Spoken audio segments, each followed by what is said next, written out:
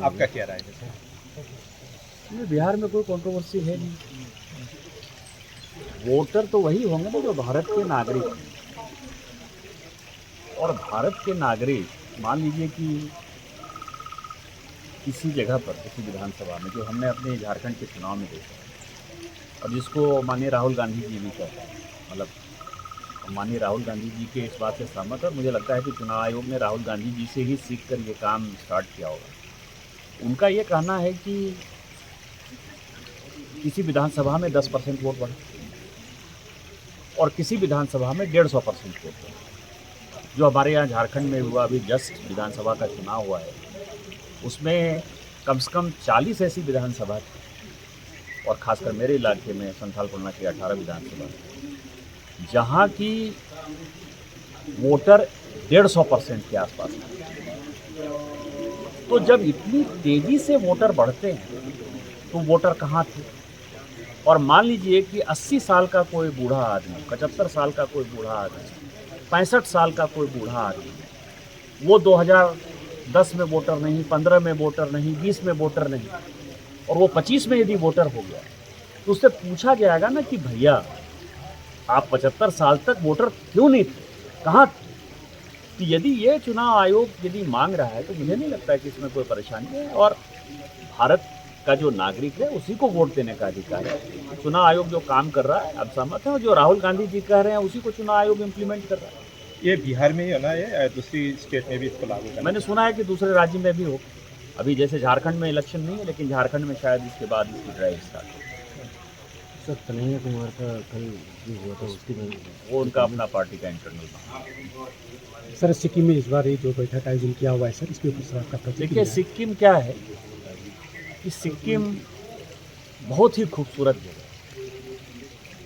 सिक्किम के लोग बहुत अच्छे हैं। सिक्किम में लॉ एंड ऑर्डर बहुत बढ़िया है। कहा जाता है कि सिक्किम के लोग जो है अपने घरों में आज भी ताला चाबी नहीं लगाते। और नेचर अपने आप में इतना खूबसूरत है कि दुनिया में बहुत कम ऐसी जगह है जहाँ की नेचर मिलता है।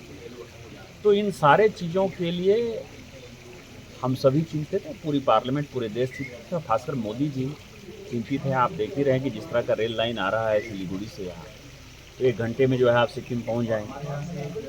तो इस तरह की कनेक्टिविटी यदि हो जाएगी तो पूरी दुनिया में जो अमीर लोग भारत से दूसरे देशों में जा रहे हैं वो सभी सिक्किम में आएंगे। सिक्किम का टूरिज्म बढ़ेगा, सिक्किम का रोजगार बढ़ेगा, सिक्किम के लोगों को लगेगा कि देश में यदि विकास हो रहा है तो मेरा भी उसमें योगदान है। इसलिए हम यहाँ आए और हमारी पूरी कमेटी जो है सिक्किम के सभी लोगों के प्रति शुक्रगुजार है।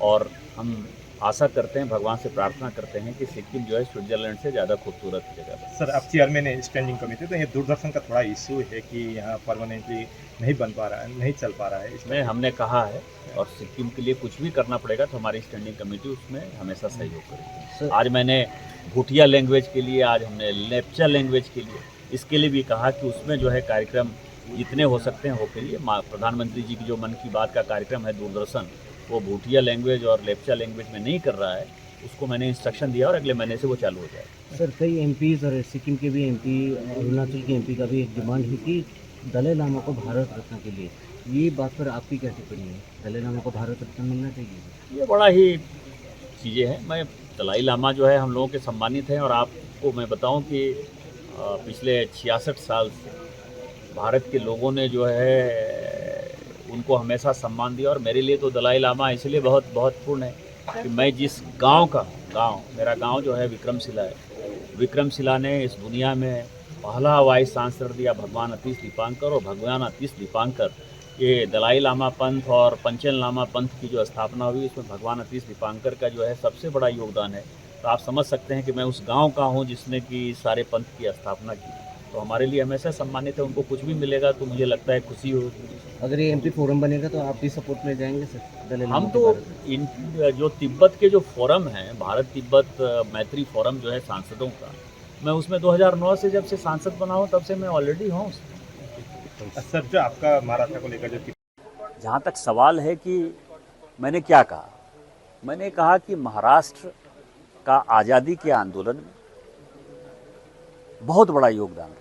मराठी भाषा जो है, जैसे मराठी भाषा का सम्मान है, मराठी का सम्मान है, कन्नड़ का सम्मान है, तमिलियन का सम्मान है, तेलुगु का सम्मान है। उसी तरह से जैसे उनकी वो रीजनल लैंग्वेज है, जैसे उनको अपनी भाषा के प्रति प्यार है, उसी तरह से बिहार के लोग होंगे, उत्तर प्रदेश के लोग होंगे, झारखंड के लोग होंगे, मध्य प्रदेश के लोग होंगे, राजस्थान के लोग होंगे, उनकी भी अपनी भाषा है, उनकी हिंदी भाषा है। तो किसी भाषा के आधार पर यदि ये लुम्पेन एलिमेंट ठाकरे परिवार जो है यदि मारपीट करता है तो हमारे बर्दाश्त के बाहर है। दूसरी बात मैंने कही जिसको कि बड़ा तोड़ मरोड़ कर पेश किया गया कि महाराष्ट्र का इस देश के इकोनॉमी में बड़ा योगदान है, उससे कोई डिनाई नहीं करता।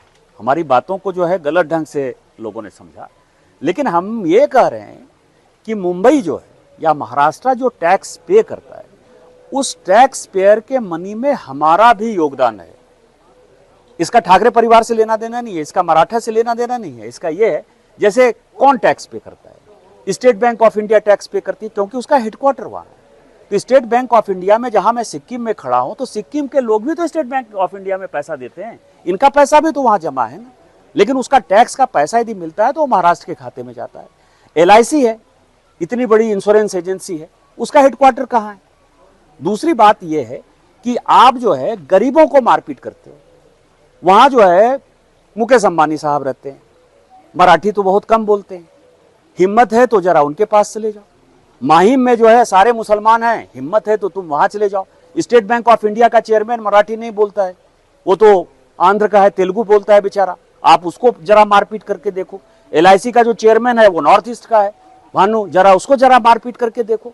मेरा ये कहना है कि जो गरीब आदमी है, जो कमाने खाने गया है और जिसका कि महाराष्ट्र के इकोनॉमी में योगदान है, जितने बड़ी इंडस्ट्री है, यदि टाटा हुआ तो टाटा बिहार में ही सबसे पहले इंडस्ट्री लगाए।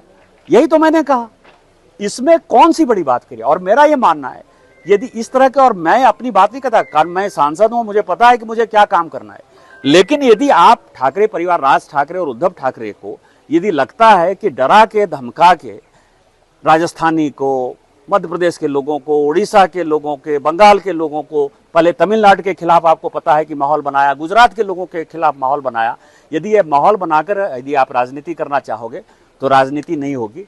और जब आप इन राज्यों में जाओगे, चाहे आप तमिलनाडु में जाओगे, चाहे आप केरल में जाओगे, चाहे आप कर्नाटक में जाओगे, तो वो सब भी जो है आपको पटक पटक के मारेंगे। मैंने ये बात कही और मैं अपनी बात फिर से दोहरा रहा हूँ।